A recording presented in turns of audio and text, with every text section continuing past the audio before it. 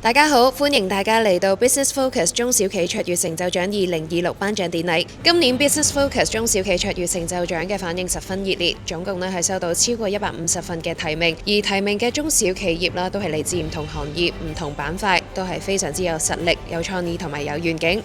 因為個世界咧係越嚟越殘酷，不進則退。人哋成日都話啦，係咪變幻才是永恆？咁我哋點樣一齊去努力，一齊去揾出個機會咧？咁我希望嚟緊我哋係一齊多啲連結啦。咁啊，希望同大家多啲交流，我哋一齊努力發展。今年咧典禮嘅主題咧係 AI 製造未來，呢個同我哋聯合會咧一直推動嘅方向係一致嘅。我哋堅信中小企咧要持續發展，必須與時並進，善用人工智能提升效率。面對 AI 嘅行業嘅高速發展同埋瞬息萬變嘅國際市場，中小企業必須選擇可信嘅平台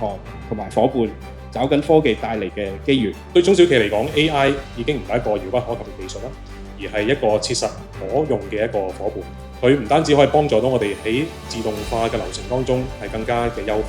亦都可以幫我哋咧預測好多嘅市場趨勢啦。過去呢幾年其實都唔止餐飲㗎啦，大家都真係喺個絕地裏面，啲生意都好難做。咁但係喺我心目中咧，其實今時今日咧，我哋 SME 反而係有着數嘅，因為喺個絕地度咧，其實死嘅永遠係最大嘅動物。咁已經唔係講嗰個量，唔係講幾大，反而我哋點樣有效咁運用呢一啲資源，點樣用大數據咧先最重要。渣打銀行咧，作為中小企咧，即係我哋一個 trusted partner，咁無論喺資金嘅支持啦、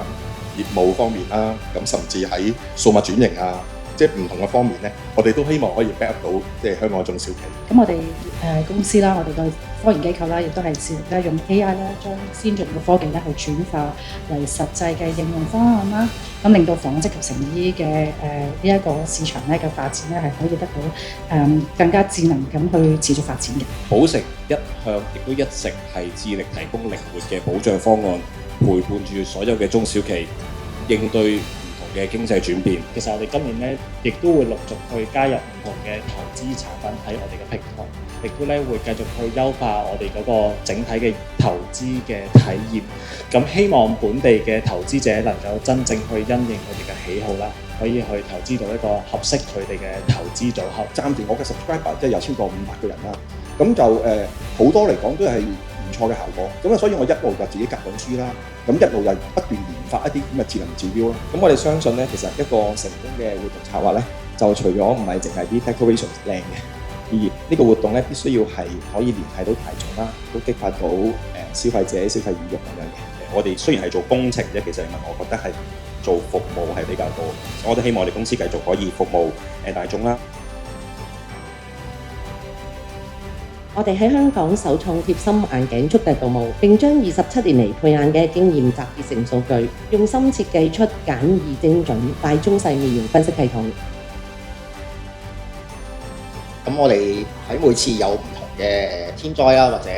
嘅事情發生咧，我哋都會針對性發展一啲唔同嘅產品。我哋嘅初心好簡單嘅啫，就係將我哋所賺嘅錢用喺社會上面有需要嘅老人家上邊，同埋流浪貓上邊。好嘅行銷其實好似俾人見到，唔淨止俾人見到，其實最重要係俾人記住嘅。我哋係第一間喺香港咧嘅 spinning studio 可以提供到唔同程度俾客人去選擇啦。呢個圈入邊咧，都的確個淘汰係好真實。咁所以多謝呢一個獎，即係對我哋同康米線嚟講都係一個證明啦。